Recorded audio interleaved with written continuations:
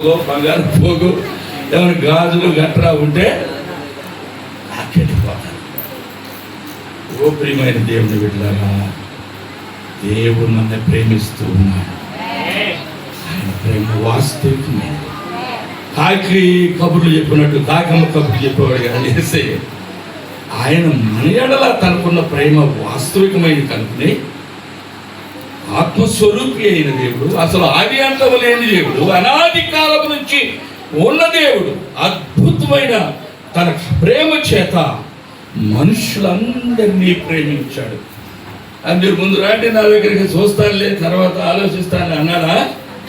మనం ఇంకనూ ఆయన ఎరగక మునిపే మన పాపాలు మన మీద బరువులు అట్ట ఉండగానే మన కోసం ముందు కట్టవలసిన రుణాన్ని ఆయన శిలువ రాణులో తన రక్తపు ధారలను చెల్లించడం వలన ఆయన మన నిమిత్తమై చేసిన మహోన్నతమైన కార్యము, ఆ బల్యార్పణను బట్టి ఈరోజు నేను దేవునికి కృతజ్ఞతాస్తుతి చెల్లిస్తున్నాను. మనుషులు జ్ఞానం లేని వారం గొర్రెల వలె మనం ఏమైపోయాము. మీరు చాలా మందికి పశువుల సంగతి తెలుసు కదా. బాగానే నేను గొడ్లు కాశాను.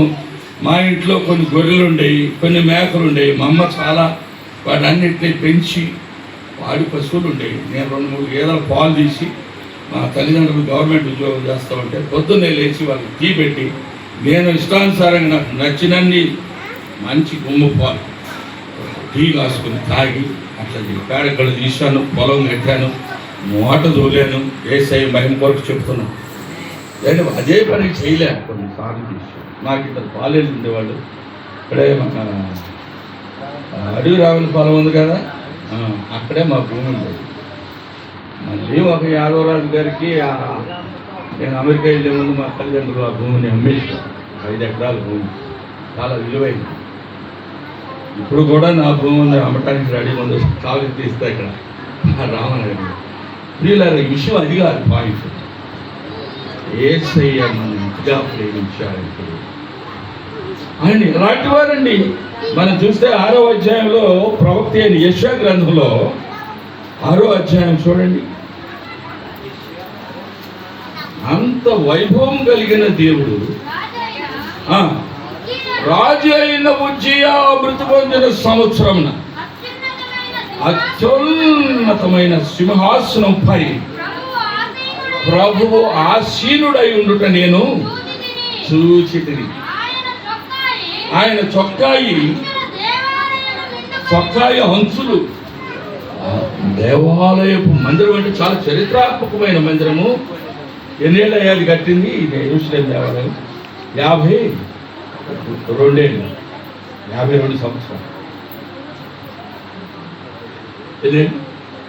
పర్లేదు, సరి చేస్తున్నాం. తప్పుంటే కంప్యూటర్ మైండ్ కాదు నాకు, చాలా డల్లు. కానీ దేవుని కృపతో చెప్తున్నాం. ఆ స్థలమును ఎంతో వైభవంగా కట్టారు.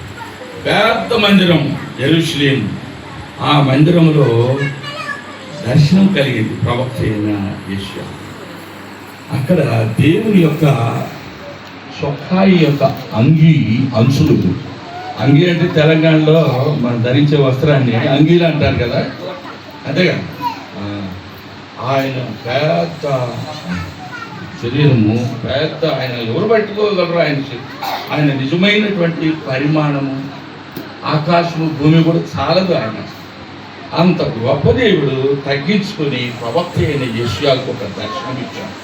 ఆ దర్శనంలో యెషయా చూసిన దాన్ని రాస్తున్నాడు. ఏమని చేస్తున్నాడు? చదువుతాను కాదు, మా తర్వాత నుంచి కంటిన్యూ